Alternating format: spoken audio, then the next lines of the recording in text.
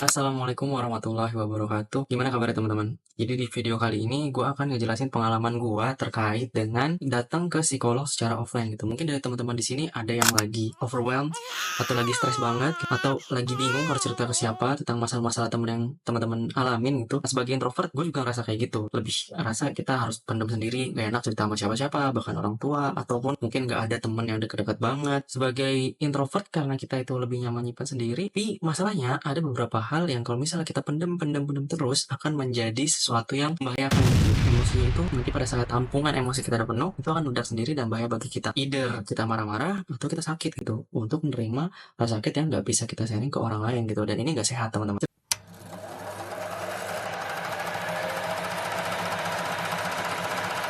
Cerita pertama kali gue ke psikolog secara offline itu karena gue punya gangguan masalah sosial, terutama sosialisasi di tempat kerja teman-teman. Jadi masalahnya itu adalah beberapa kali gue ngerasa stres di tempat kerja dan stresnya ini sampai ngeganggu gue dari segi gejala-gejala fisik yang muncul gitu, pusing, ngeblank, lemas gitu, deg-degan dan macam-macam gitu. Nah kondisi yang gue alamin ini ternyata ngebuat gue kerja nggak secara maksimal gitu. Nah dari sini kan membahayakan gue nih, sementara gue harus kerja gitu. Akhirnya gue memutuskan untuk pergi psikolog walaupun pertimbangannya banyak, apalagi psikolog offline ini biayanya lumayan ya gitu ya, walaupun ada beberapa pilihan kayak misalnya psikolog puskesmas atau psikolog rumah sakit gitu. Tapi sebenarnya gue punya stereotype sendiri bahwa psikolog-psikolog atau tenaga kesehatan yang jasanya dibayar oleh BPJS itu akan kurang maksimal, ketus, dan juga nggak ngenakin gitu. Itu dari pengalaman gue ketemu psikolog atau psikiater di rumah sakit pemerintah gitu.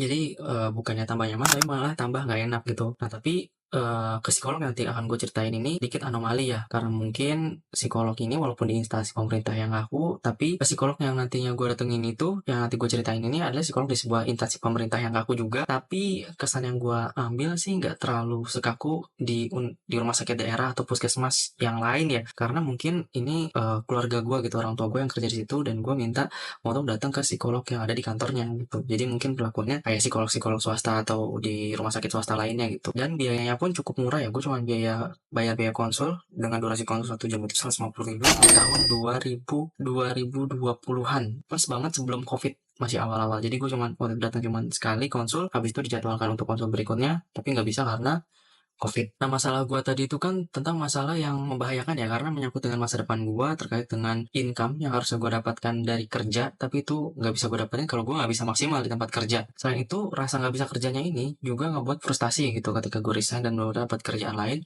Gue sempat frustasi, gue nyalain orang di sekitar gue, bahkan ada pikiran-pikiran untuk membahayakan diri sendiri, bahkan orang lain gitu. Nah, dari latar belakang ini yang membuat kemauan gue itu keras untuk pergi ke psikolog. Dimulai dari apa? Dimulai dari cari-cari informasi dulu gitu. Worth it nggak sih sebenarnya gitu? Atau akan berdampak nggak sih? Atau akan sembuh nggak sih? Karena dari beberapa informasi yang gue dapat, psikolog itu ya kayak lu cerita ke temen lu, untung-untungan. Ada yang enak, ada yang enggak gitu. Dan gue ngerasakan itu gitu. Jadi selain ke psikolog yang nantinya gue ceritakan itu, ke psikolog di instansi pemerintah ini, itu buat gue cocok gitu. Tapi ada kesempatan di waktu sebelumnya, di mana gue ke psikolog untuk tes kerja, dikasih durasi juga waktu sejam, ada colong-colong cerita curhat juga gitu.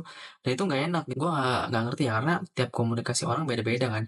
Ada yang emang lugas gitu, langsung ke inti masalah dan langsung ngebilang permasalahan lu, atau pelan-pelan gitu, pelan-pelan dengan cara memaklumi keadaan yang lu rasakan, empati gitu, dan mencari kelebihan lu gitu. Jadi yang beda-beda. Nah dari alasan ini, gue rasa masalahnya udah urgent. Akhirnya gue memutuskan untuk bilang ke orang tua gue nyariin psikolog, dan kebetulan ada di kantornya, dan gue beberapa hari kemudian jalan gitu.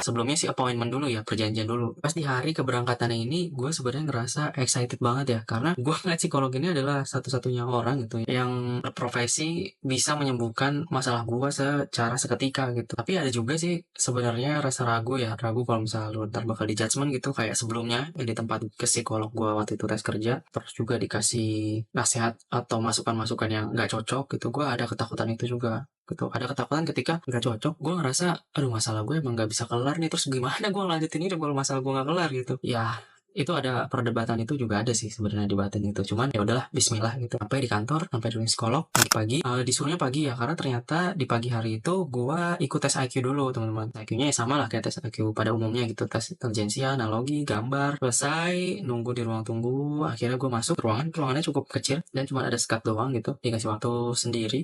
Di ruangan itu sendiri gitu, walaupun ada orang tua tapi sendiri. Sesinya pertama lu diajak cerita gitu, masalahnya apa yang lu rasain, beban lu apa, lu maunya gimana, itu digali semua gitu. Terus lu ditanya juga latar belakang keluarga lu gimana, latar belakang pendidikan lu gimana gitu. Sambil psikolog ini nyocokin sama hasil tes IQ lu gitu, tes kepribadian, termasuk di dalam tes IQ itu gitu. Cocokin. Dari cerita-cerita itu mungkin setelah setengah jam ya, psikolog ini mulai ngasih saran dan masukan gitu. Dimulai dari respon kelebihan gue dilihat dari psikolog.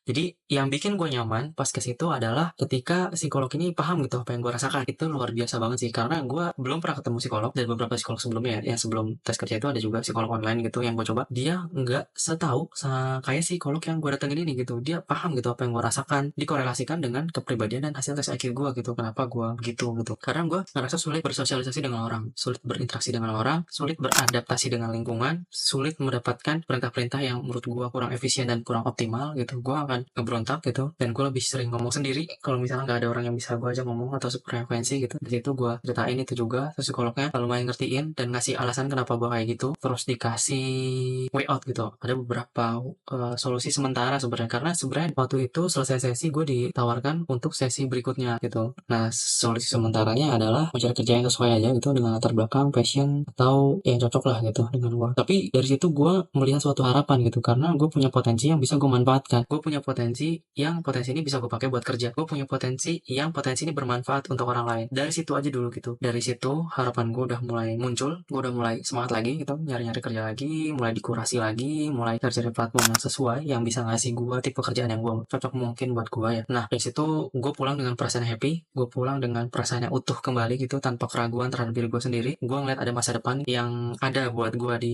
masa yang akan datang itu. Jadi semangat lagi pas pulang dari situ. Oke, gue gak akan mengeneralisasi, tapi COVID itu gue turut empati buat teman-teman atau teman-teman yang punya keluarga yang akhirnya tidak tertolong atau merasakan sakit yang luar biasa pada saat COVID. Tapi buat gue sendiri, COVID itu merupakan blessing. Di saat gue diharuskan untuk mencari pekerjaan yang full dengan interaksi, adanya COVID membuat semua interaksi terbatas. Kita dipaksa untuk di rumah, kita dipaksa untuk berinteraksi lewat media sosial atau secara online, karena gue lumayan tersiksa ketika harus berinteraksi dengan orang, apalagi orangnya nggak sesuai atau nggak sefrekuensi dengan gue. Tersiksa banget gue sampai sekarang. Tapi karena ada beberapa hal yang harus dipaksakan untuk bekerja, gue harus lakukan itu bro. Tapi di saat itu COVID membantu gue untuk mendapatkan pekerjaan yang gue inginkan, yaitu pekerjaan WFH. Waktu itu kan emang semua pekerjaan WFH ya, dan kesempatan itu luas banget gitu. Dengan ada internet, pekerjaan-pekerjaan yang dari luar negeri itu bisa gue reach, gue jangkau, gue bisa dapat pekerjaan yang sesuai dengan gue. Jadi kerja di rumah, gue nyaman jalaninnya, gue enjoy, nggak terlalu banyak drama karena nggak terlalu banyak ketemu orang, dan itu blessing itu. Jadi psikolognya gue tenang, terus ditambah lagi Allah ngasih rezeki yang luar biasa banget buat gue di saat COVID itu, kerjaan yang sesuai dengan gue di WFH. Jadi gue lumayan bisa percaya diri lagi,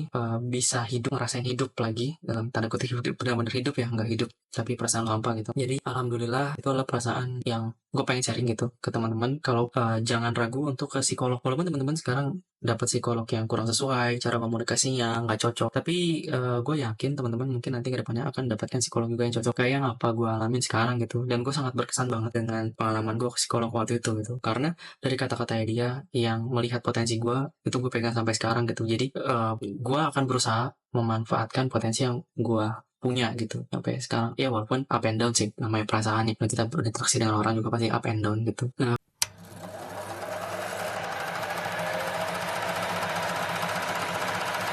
psikolog ini juga sebenarnya bukan untuk orang-orang yang lagi ngerasain ngedownnya mental lagi parah banget ya, tapi lu yang udah mulai ragu dengan diri lu yang nggak bisa lihat tujuan ke depan lu yang punya masalah ringan aja sehari-hari. Itu kalau misalnya lu punya cost atau privilege kayak misalnya duit, itu lu gue saranin ke psikolog offline aja daripada psikolog online ya, karena sangat membantu banget untuk menemukan diri lu yang seutuhnya gitu. Ternyata self care itu bukan cuma me time atau butuh waktu sendiri gitu. Tapi lu juga harus tahu ketika lu perlu bantuan profesional gitu. Apalagi sebagai kita introvert itu kan susah banget ya untuk berbicara ke orang. Tapi untuk kehidupan yang baik, gue saranin sih, saran dari gue, jangan pernah menyerah untuk cari psikolog yang sesuai. Terus juga jangan takut jujur ke psikolog tentang apa yang lu rasakan, dan juga bersabar dengan proses, tetap berdoa dan berharap kepada Allah, itu yang utama ya. Meminta kesembuhan, minta jalan keluar, minta kemudahan kepada Allah. Mudah-mudahan semua usaha kita diridhoi, itu dimudahkan. Psikolog itu mungkin nggak akan nyelesain semua masalah lo, tapi ngebuat lu memilih